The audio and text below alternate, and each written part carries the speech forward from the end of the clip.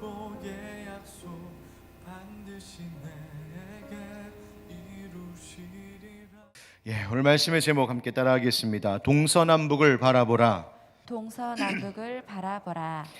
오늘 이곳에 계신 우리 성도님들, 또 영상을 통해 지금 함께하고 계신 우리 모든 형제 자매들에게 하나님께서 주시는 귀한 평안이, 은총이 가득한 이 아침 되기를 축복합니다. 말씀 시작하기 전에 이번 특별 기도의 시간을 조금 더 여러분이 알차게 보낼 수 있는 팁을 하나 좀 드리겠습니다. 제한된 시간을 통해서 말씀 전하고 있기 때문에 창세기에 나오는 아브라함과 이삭의 모든 이야기를 다 다룰 수는 없습니다. 그래서 이 설교 시간에 다루는 본문과 본문 사이에 이렇게 넘어가는 성경의 본문들이 있는데, 집에 가셔서 개인적으로 꼭 그 말씀을 좀 읽고 묵상하시면 좋겠다 생각이 듭니다.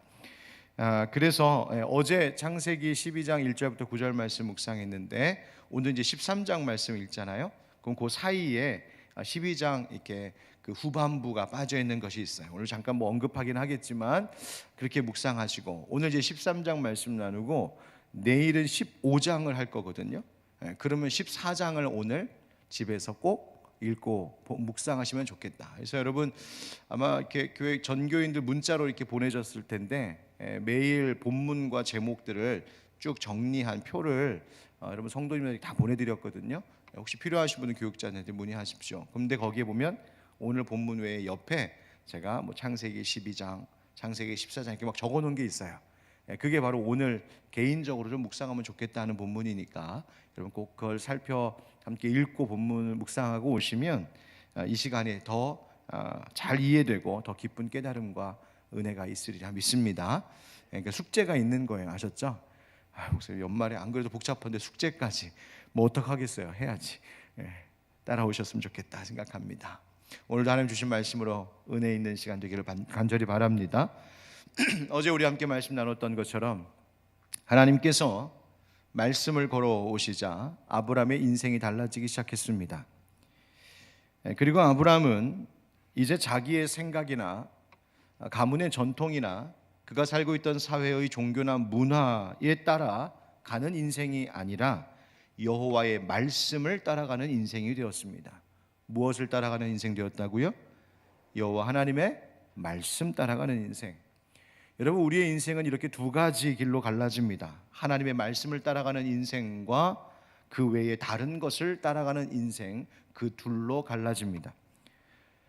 내가 가는 이 길에, 내가 선택하는 이 길에 무엇이 있는지, 그 끝에 무엇이 나를 기다리고 있는지 모른다면 참 그것을 선택하는 것도 어려울 텐데, 하나님께서는 우리를 위하여서 그 두 가지 각각의 길의 끝에 무엇이 우리를 기다리고 있는지도 미리 다 가르쳐 주셨습니다. 하나님의 말씀을 따라가는 인생의 길에는 분명히 복이 있다고 약속하고 계시고, 다른 것 따라가는 인생의 길에는 멸망이 있을 것이라고 성경은 우리에게 분명히 말해주고 있습니다. 그렇다면 우리가 어떤 선택을 하면서 내 인생길을 갈 것인지는 너무나 당연한 것입니다. 하나님 말씀 따라가는 것이죠. 거기에 복이 있고 생명이 있기 때문입니다. 그런데 여러분, 우리가 정작 어떻게 살아갈 때가 많습니까? 세상 사람들 다 어떻게 살아가고 있습니까? 하나님의 말씀을 따라가는 것, 그 길 끝에 분명히 복이 있고 생명이 있음을 하나님 말씀해 주셨음에도 불구하고, 우리도 믿지 않는 사람들은 말할 것도 없고, 믿는 성도들조차도 하나님 원하시는, 하나님 말씀하시는 그 생각대로 따라 살지 못할 때가 참 많습니다. 왜 그럴까요? 이유는 하나님의 생각과 나의 생각이 다를 때가 참 많이 있기 때문에 그렇습니다. 내 생각이 하나님의 생각과 달라서 거기에서 부딪히고 갈등이 생기는 거죠. 하나님의 생각을 심지어 내 생각 때문에 거부하고 거절할 때도 있습니다. 왜요? 다른 생각이 우리 가운데 있기 때문이죠. 왜 그런 생각이 들까요? 이유는 여러 가지가 있겠습니다. 하나님 주신 성경 말씀 그 자체를 내가 영 믿지 못하겠다, 의심스러워서일 수도 있겠죠. 또 알긴 알겠는데 그래도 여전히 내 생각이 맞는 것 같다는 내 고집 때문이기도 합니다. 아니면 어떤 분들은 아직 시간이 있다 생각하는 거죠. 나중에 때가 되면 하나님 원하시는 길 가겠습니다 라며 나중으로 미루는 인생도 있습니다. 그만큼 되돌아가야 된다는 사실도 있고 말이죠. 또 내가 그동안 살아왔던 삶의 습관이 있기 때문이기도 합니다. 내가 좋아하는 것, 내가 싫어하는 것, 나의 호불호가 있는 것이죠. 그래서 그것을 뛰어넘지 못할 때 우리는 늘 하나님의 말씀 앞에서 주저하게 됩니다. 그런데 여러분, 순종이라고 하는 것이 뭘까요? 만약 처음부터 하나님 생각과 내 생각이 같으면 순종, 복종이라는 말이 필요 없을 겁니다. 왜요? 그냥 내 생각대로 살면 그거 하나님 생각이니까 아무런 수고도 아무런 노력도 필요 없겠죠. 그냥 그렇게 사는 겁니다. 그런데 믿음으로 하나님의 말씀을 따라가려면, 즉 순종하려면 하나님의 생각과 다른 나의 생각을 포기하고 내 생각을 꺾어야 하기 때문에 수고도 필요하고 노력도 필요한 겁니다. 우리는 그것을 비로소 순종이라고 말하는 것이죠. 새벽에 하나님의 은혜를 받기 위하여서 그 복된 하나님 말씀 들으려 나오려면 고단한 몸을 일으켜 잠을 깨워 나와야 하는 수고와 노력, 결단이 필요하듯이 찬양 가운데 거하시는 하나님의 풍성한 은혜를 내가 맛보려면 도무지 찬양이 나오지 않고 기뻐할 이유가 없을 것 같은 현실에도 불구하고 내 입을 열어 찬양을 해야 그 찬양 가운데 거하시는 하나님의 능력, 하나님의 위로, 하나님의 영광을 경험할 수 있는 것처럼 내가 하나님께서 원하시는 삶을 위하여 나를 수정해 나아갈 때에 바로 그것을 우리는 순종이라고 말하고 그 길에 복이 있는 것입니다. 그래서 순종은 나를 수정하는 것입니다. 마치 휘어져 버린 막대기를 다시 곧게 하려면 그만큼의 힘을 들여서 다시 바로 잡아야 하는 것처럼, 꺾어야 하는 것처럼, 줄이 풀려버린 악기를 연주하려면 그 줄을 다시 조율하고 맞추려면 그만큼의 힘이 가해져야 되고 그만큼 줄이 더 당겨져야 되는 것처럼 순종이라는 것은 그냥 그렇게 살다 보면 자연히 되는 것이 아니라 수고와 희생이 있는 겁니다. 그것을 예수님은 자기 부인이라고도 말씀하셨습니다. 아브라함에게 있어서 그것은 무엇이었냐면 바로 떠남이었습니다. 떠나는 것. 어제 우리 함께 나눴던 말씀처럼 익숙해 있는 것들로부터의 떠남입니다.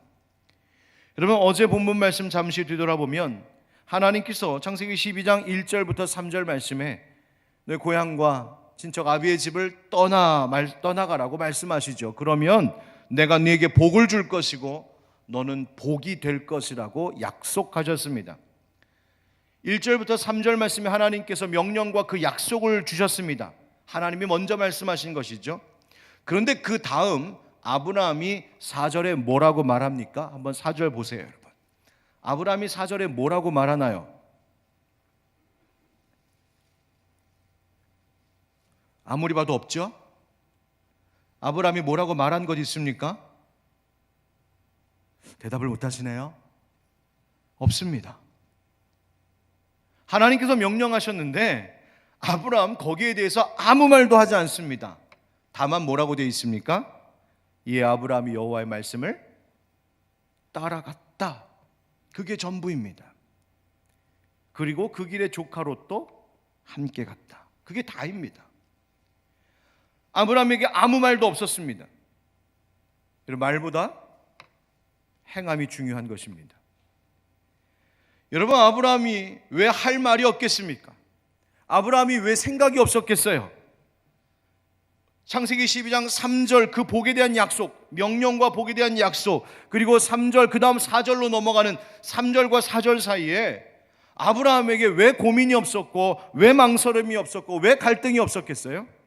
우리가 그것을 다 알지 못할 뿐이죠.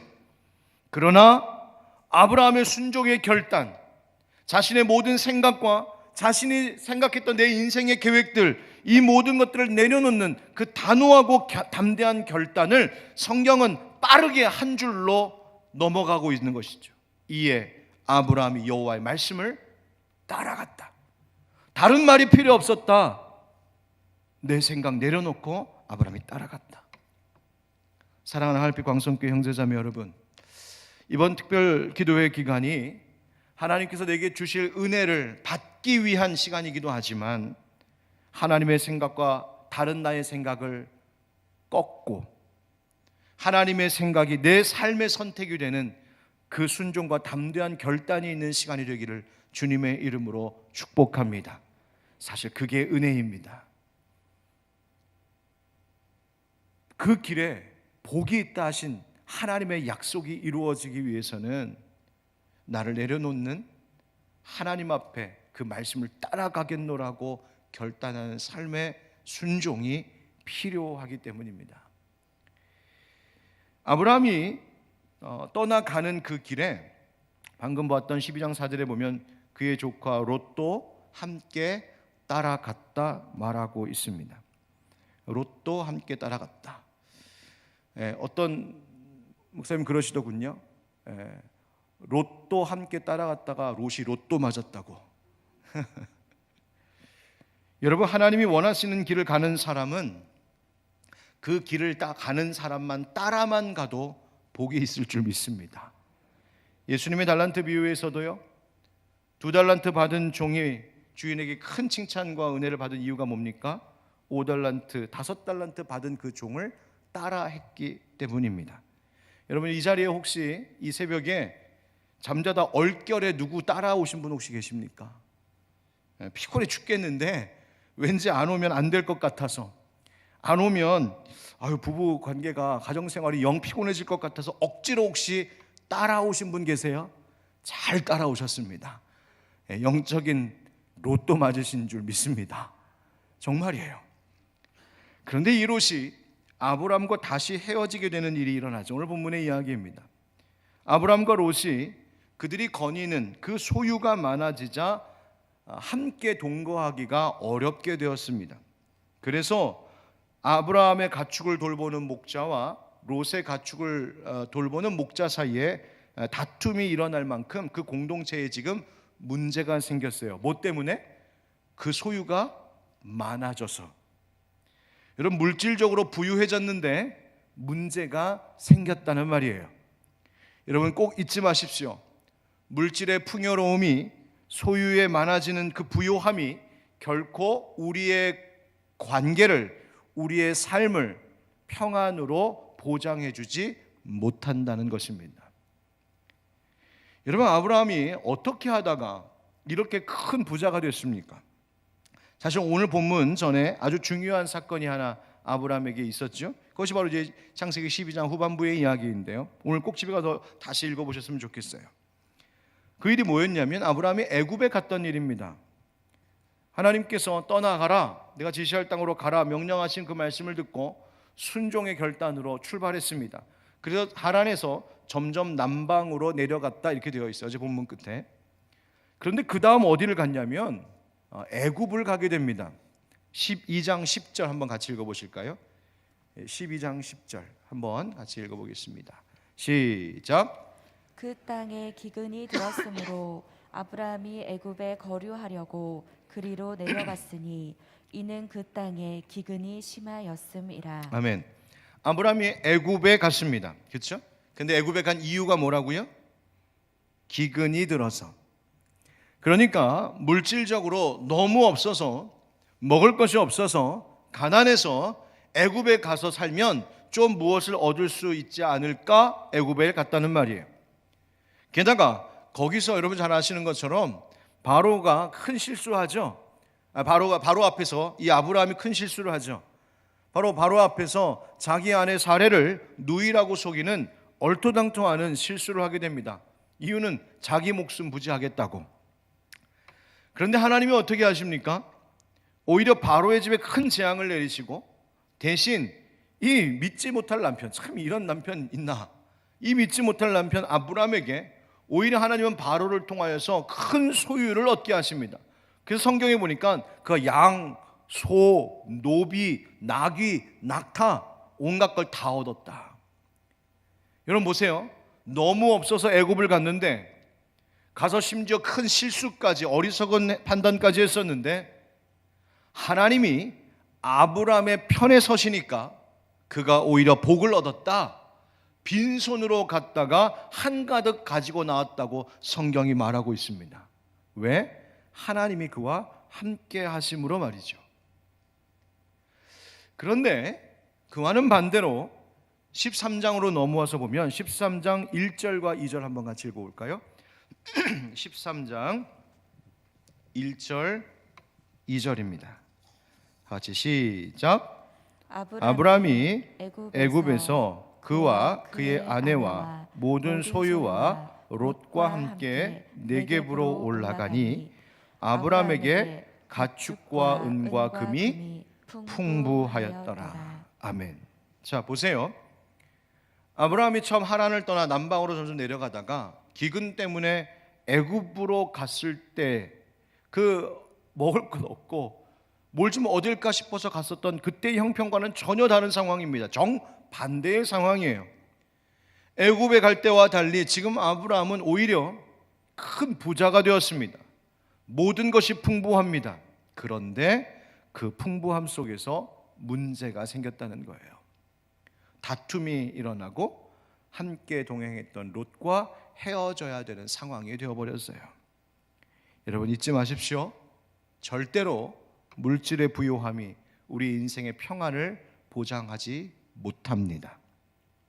오히려 그 부요함 때문에 문제가 될 수 있다는 것, 성경 우리에게 말하고 있습니다. 중요한 것은 하나님이 나와 함께 하시느냐입니다. 자, 그래서 아브라함이 어떻게 합니까?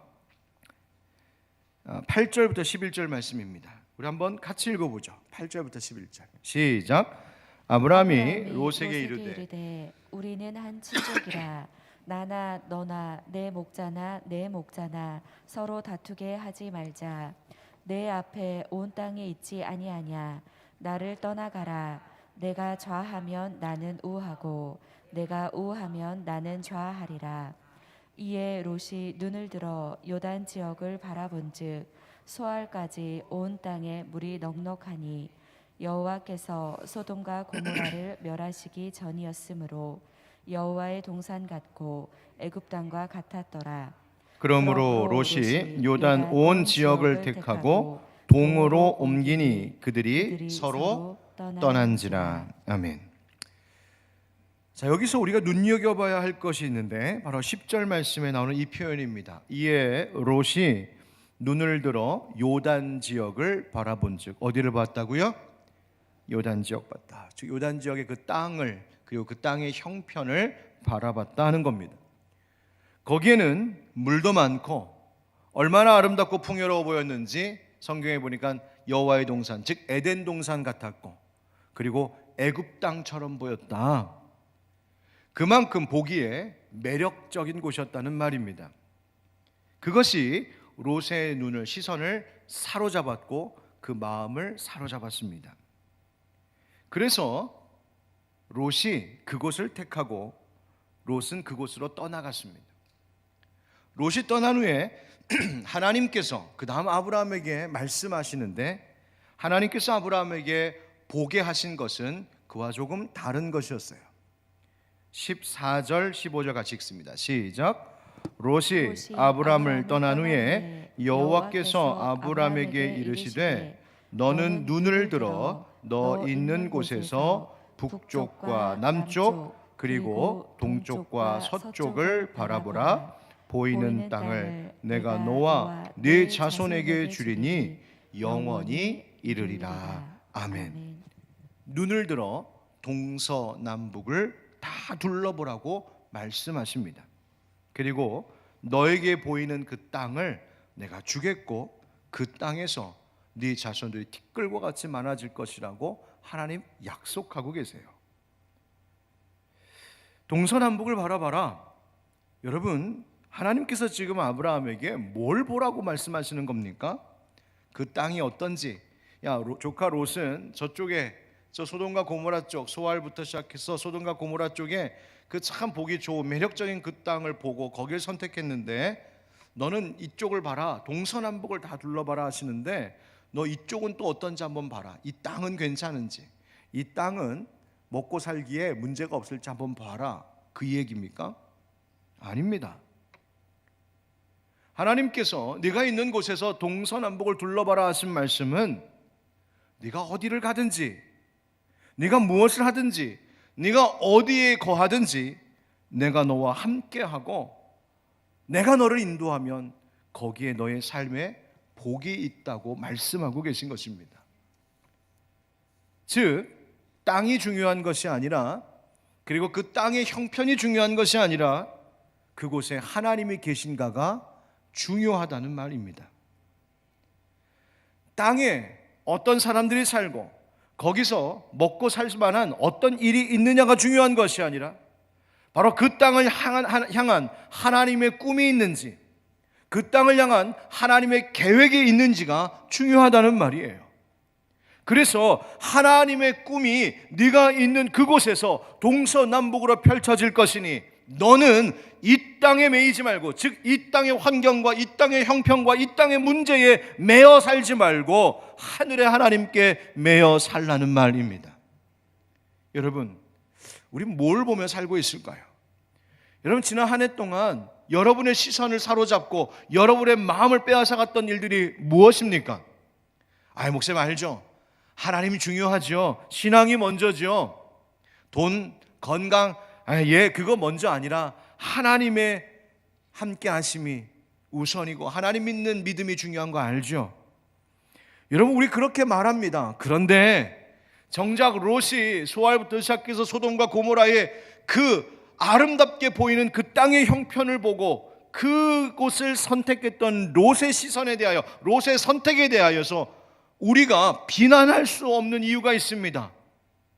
어느새 나도 모르게 우리의 눈에도 이 땅의 형편에 대해서만 가득 채워져 있는 내 삶의 모습, 내 중심을 발견하기 때문입니다.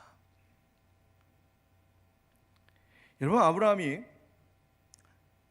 네가 좌하면 나는 우하고 네가 우하면 나는 좌하리라 라고 말했던 것은, 선택의 우선권을 그렇게 포기한 것은 무슨 이유에서일까요? 인생 뭐 되는 대로 되는 거지, 뭐 어떻게든 되겠지. 여러분, 인생 대충 사는 거였습니까? 그냥 인생 자포자기한 것인가요?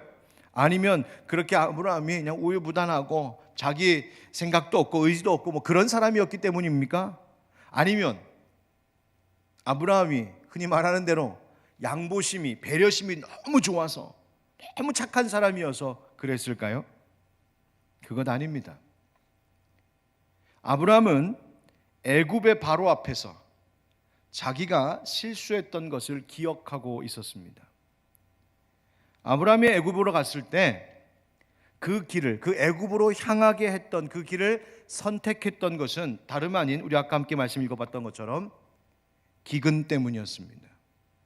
배고픔 때문이었어요. 애굽 가면 좀 살 길이 열리겠지, 어디 비비고 살 언덕이 있겠지.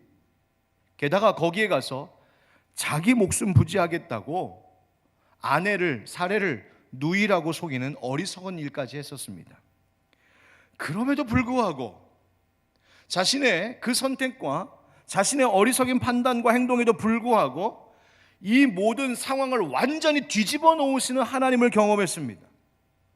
하나님이 함께 하시니까, 하나님이 내 편에 서시니까 그 인생이 완전히 방향이 달라지는 것을 깨닫게 되었습니다.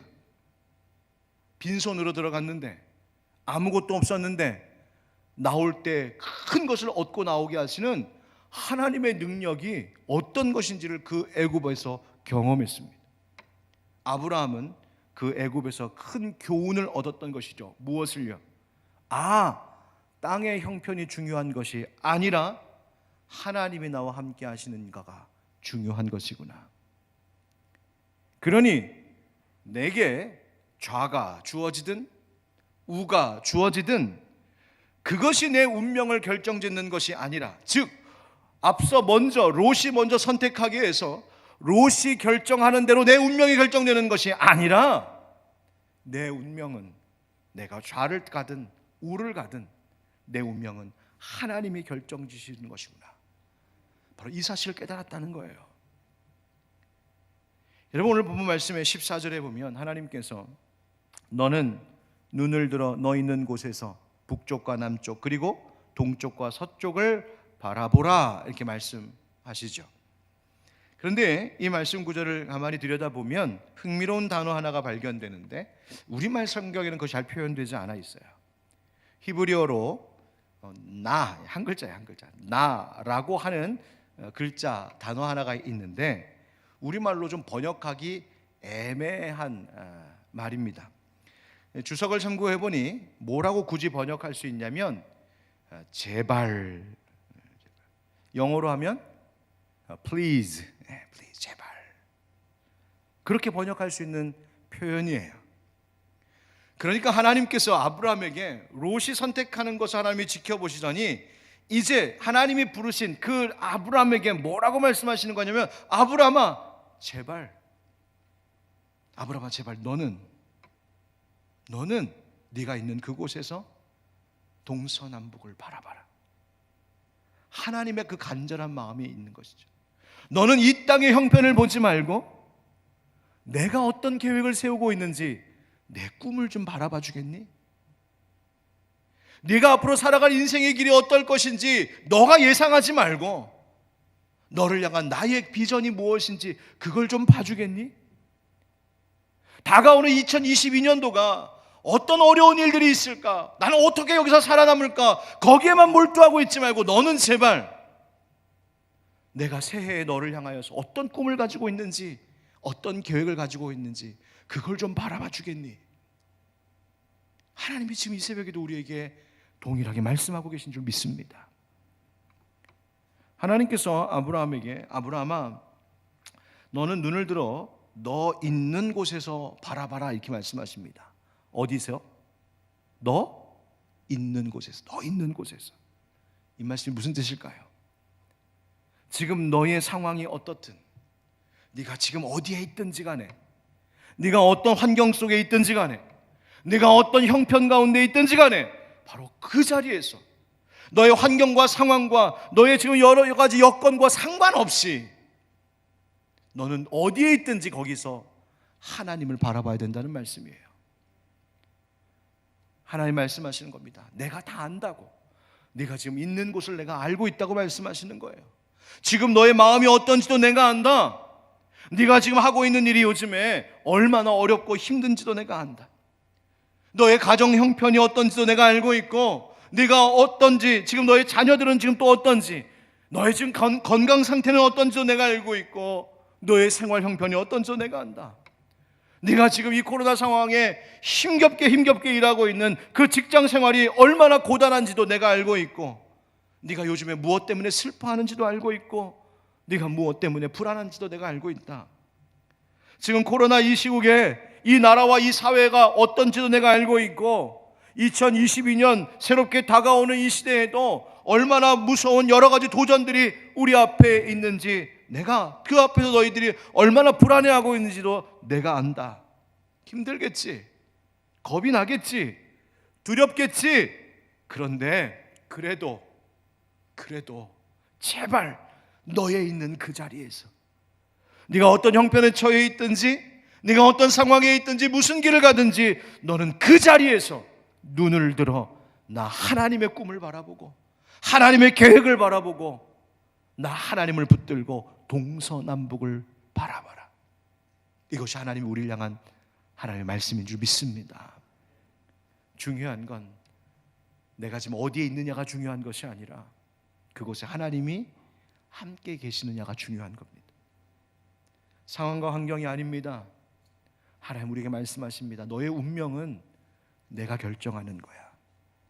나와 함께 하라고. 여러분 여기서 우리에게 필요한 것이 있습니다. 그것은 다름이 아닌, 한번 따라합시다. 믿음의 상상력. 예, 바로 여기서 우리에게 필요한 것이 바로 그 믿음의 상상력입니다. 여러분 아브라함이 자기가 있는 곳에서 동서남북을 둘러봤다. 뭐가 있었을까요? 딱히 뭐 대단한 거 보이지 않았을 것 같습니다.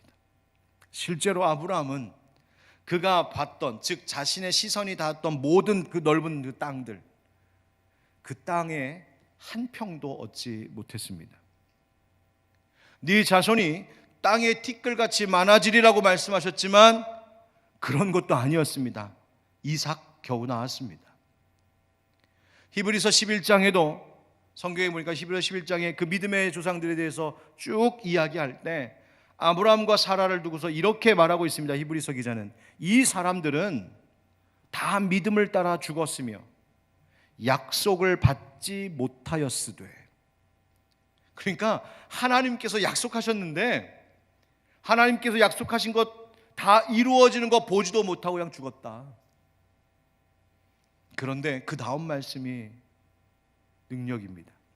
그것들을 멀리서 보고 환영하며, 그것들을 멀리서 보고 환영하며, 하나님의 약속이 이루어지기에는 너무나 먼 것 같고 도무지 아무것도 보이지 않는 것 같고 다가오는 새해가 내 눈에 하나도 들어오지 않고 온갖 걱정거리만 내 눈을 지금 사로잡고 있는데, 그러나 하나님이 약속하신 것들을 그 멀리서 바라보며 기쁜 마음으로 받아들이는, 환영하는 그 믿음의 상상력이 아브라함과 사라에게 있었다는 거예요.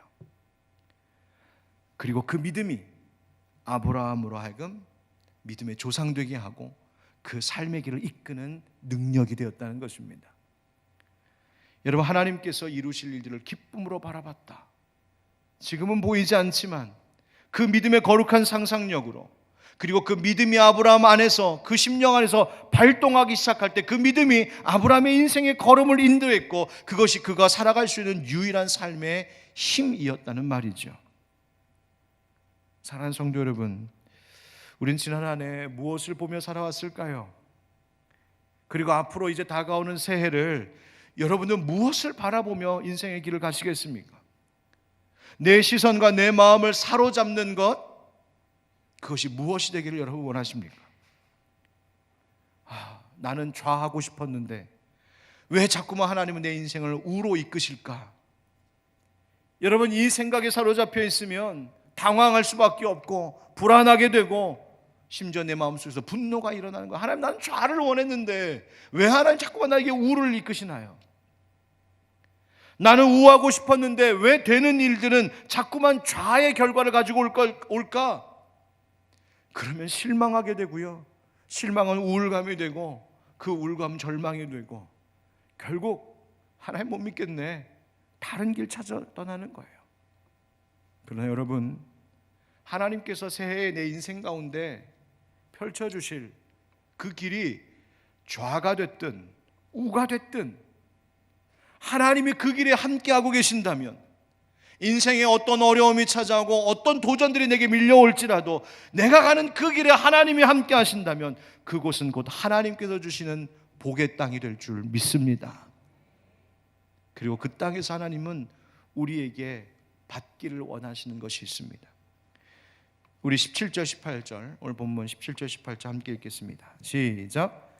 너는 일어나 그 땅을 종과 횡으로 두루 다녀보라. 내가 그것을 네게 주리라.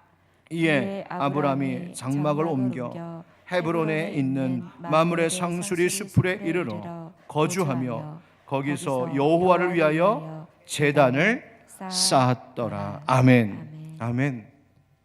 하나님께서 아브라함에게 너 일어나서 그 땅을 종과 횡으로 두루 다녀라.